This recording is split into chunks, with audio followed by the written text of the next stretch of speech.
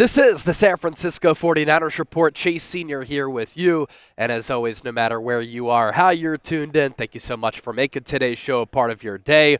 We're live from Radio Row 2025 NFL Scouting Combine in Indianapolis as our coverage continues, and our coverage will continue throughout the next couple of days. What I want to get to here on the show, latest Niners news and rumors exclusively from Niners General Manager John Lynch. Before we do all of that, be sure to lock us in, hit that subscribe button, because this is your home for daily coverage of the San Francisco 49ers year-round right here on YouTube. We're about 700 people away from 158,000 subscribers right here on the channel. So what are you doing? Don't waste any time. You know what I need you to do. Hit that sub button right now. So throughout the course of the next several minutes, you'll hear John Lynch talking about some marquee storylines for San Francisco going into what is a massive offseason for this football team. So we asked him as media members, as the press corps, to use an old school term, about Brock Purdy contract extension talks, a Deebo Samuel trade, a Brandon Aiyuk trade, in which John Lynch had some fascinating things to say. We discussed Trent Williams' future. Is he going to play in 2025? What's the injury status of running back Christian McCaffrey? The return of Robert Saleh. How pumped up are the Niners about that reunion at defensive coordinator, bringing in one of the top defensive minds in the league? Robert Saleh also brought with him a new special teams coordinator to take over for Brian Schneider. Will Dre Greenlaw be back? Why is Brian Griese out as quarterbacks coach for this Niners football team? Because he did a great job with quarterback Brock Purdy and pounded the table for the Niners to take him with the Mr. Irrelevant pick back in the 2022 NFL Draft. Let's start off with Purdy entering the final year of his contract.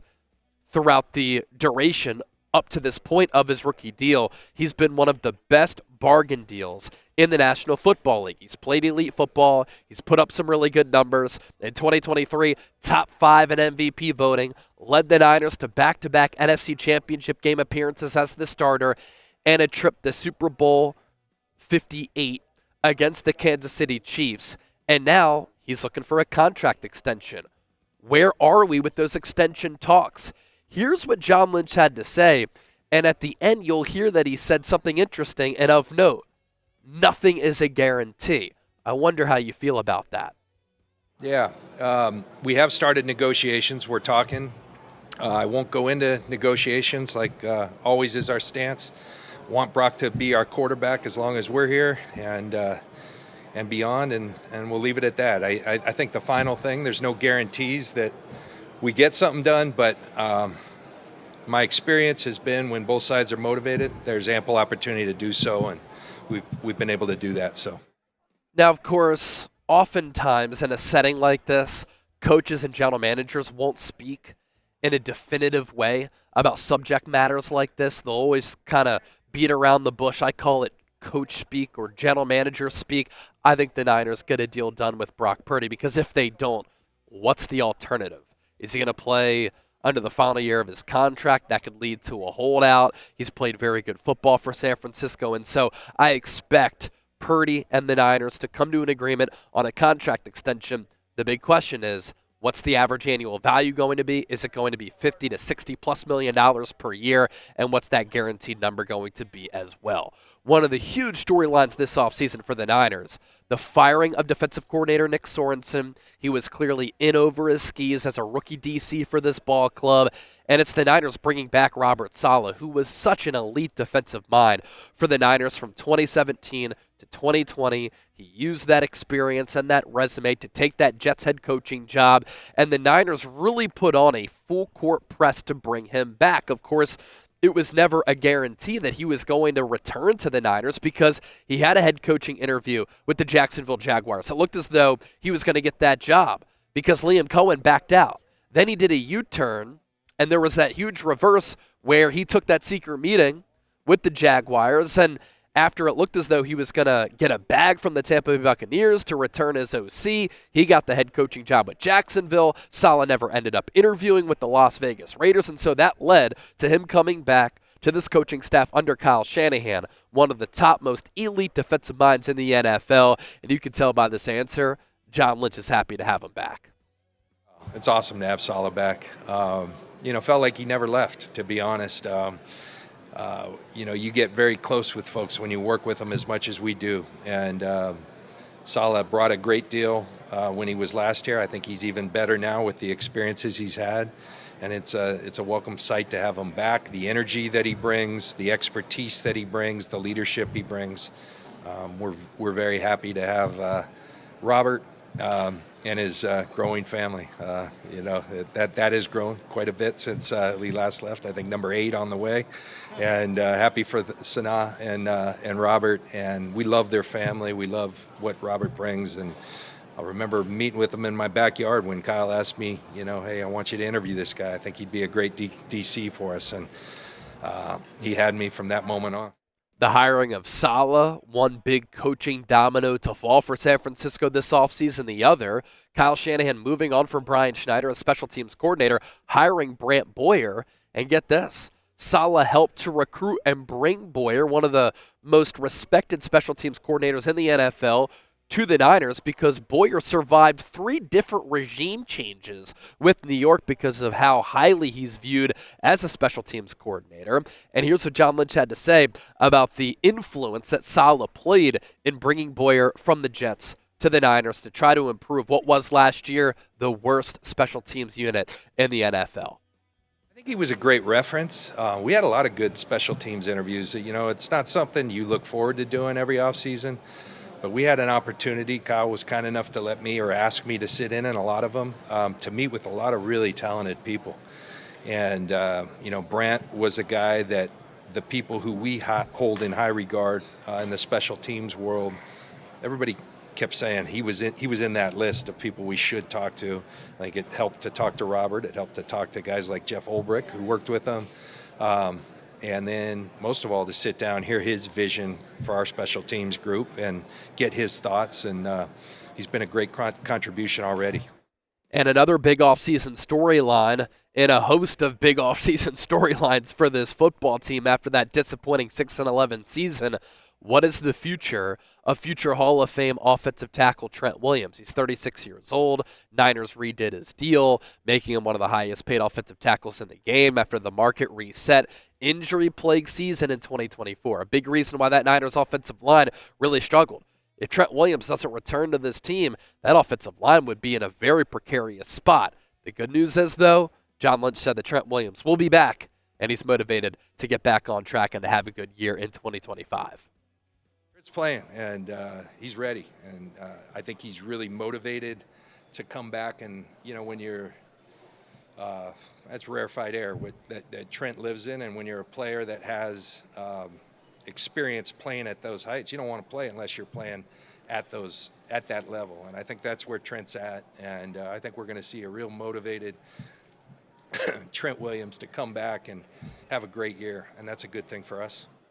Injuries, a big theme of last year, and it played a big role into the Niners' struggles, especially with star players. Trent Williams, Brandon Aiyuk, Deebo Samuel, Javon Hargrave, a lot of big-ticket players making a lot of money, missed a lot of time.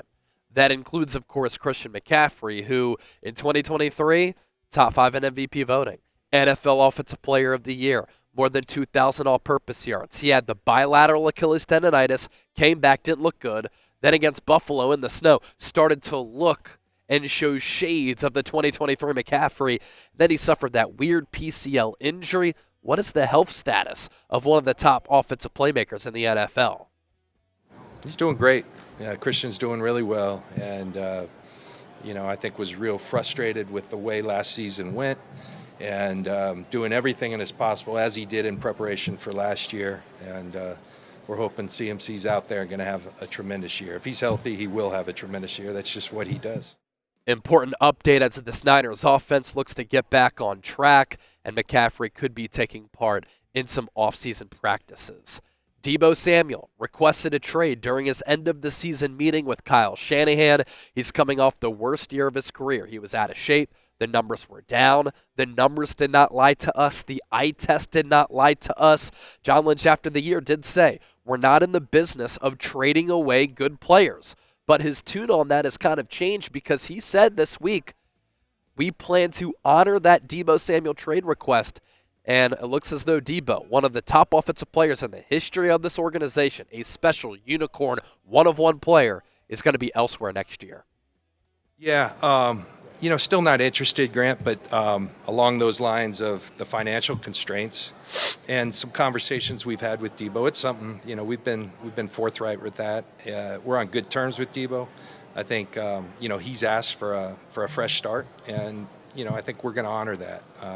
Don't like seeing great players, and he is a great player. He's, I think often one of my favorite draft picks in my time. This guy's just he makes plays, and he makes game-changing plays. And, everything's good, but I think at some point time happens, and he asked for that.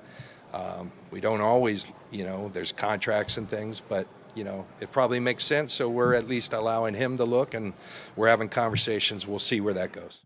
Throughout their respective tenures together, Deebo Samuel and Brandon Aiyuk have formed to be one of the top wide receiver duos in the National Football League. But could the Niners move on from both wide receivers this offseason?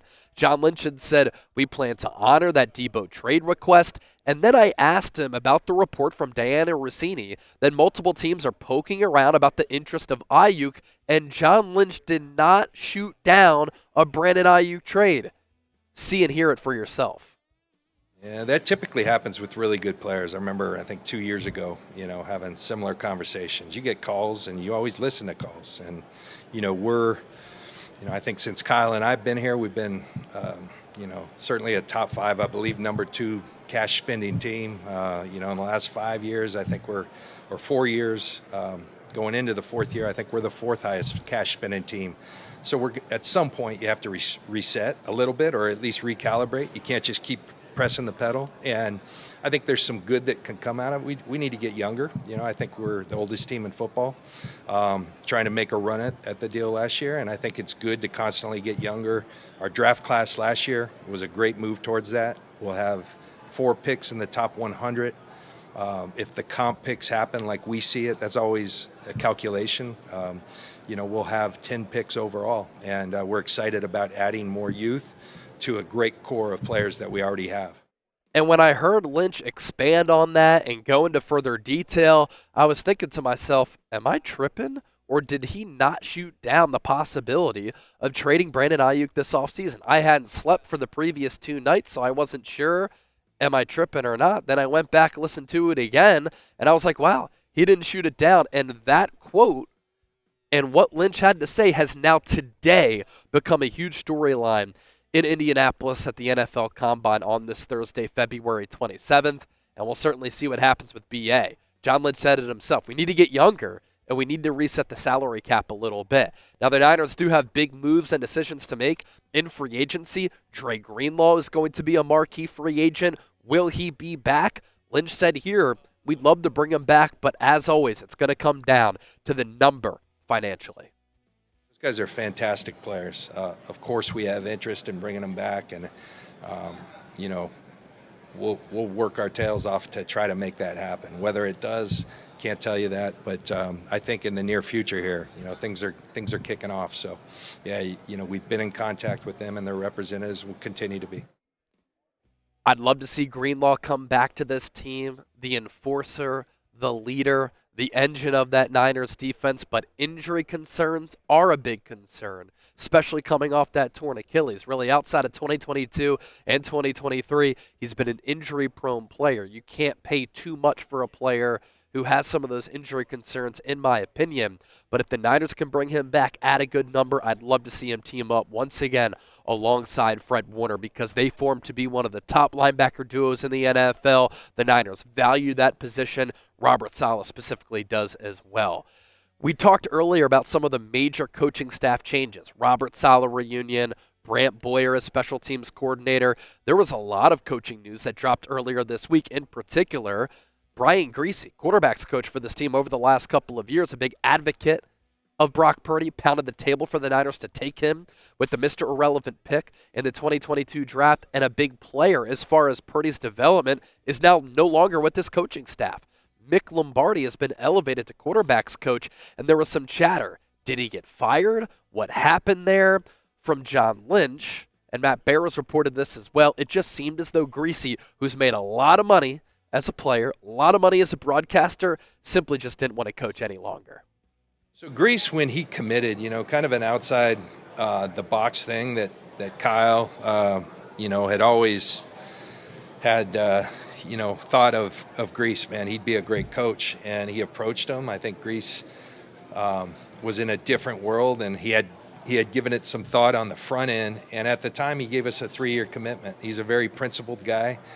I think, as often does, I think family and certain other things. I don't want to speak for Brian, but other things were pulling at him. And, respect that he made a tough decision, but one he thought was best for him and his family.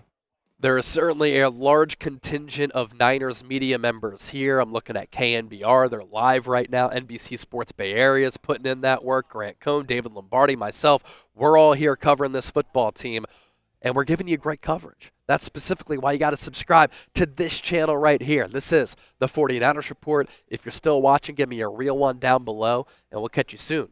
Be on the lookout for some great content from Indianapolis NFL Combine.